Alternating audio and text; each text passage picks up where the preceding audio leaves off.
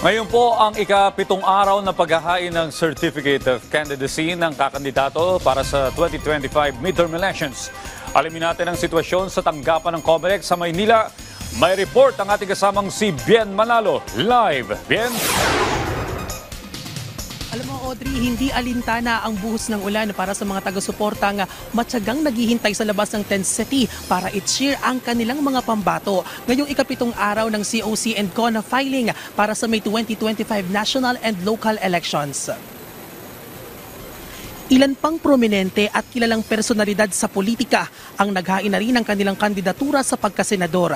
Kabilang na dyan ang mga pambato ng administrasyon na sina ACT-CIS Representative Erwin Tulfo at si re-electionist Senador Pia Cayetano. Nag-file rin ng kanyang COC sa pagkasenador ang singer at abogadong si Jimmy Bondoc na nasa ilalim naman ng PDP laban na pinamumunuan ni dating Pangulong Rodrigo Duterte. Isa naman sa mga party list na naghain ng Certificate of Nomination and Acceptance o CONA ang ACT Teachers Party List.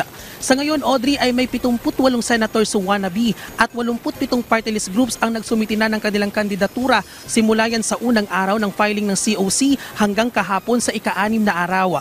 Mahigpit pa rin ang ipinatutupad na seguridad sa loob at labas ng tent city.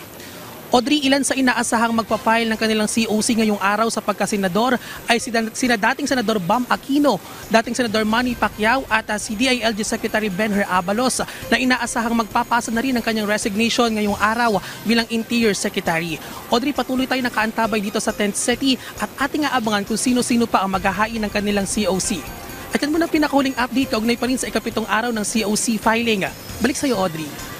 Maraming salamat, Bien Manalo.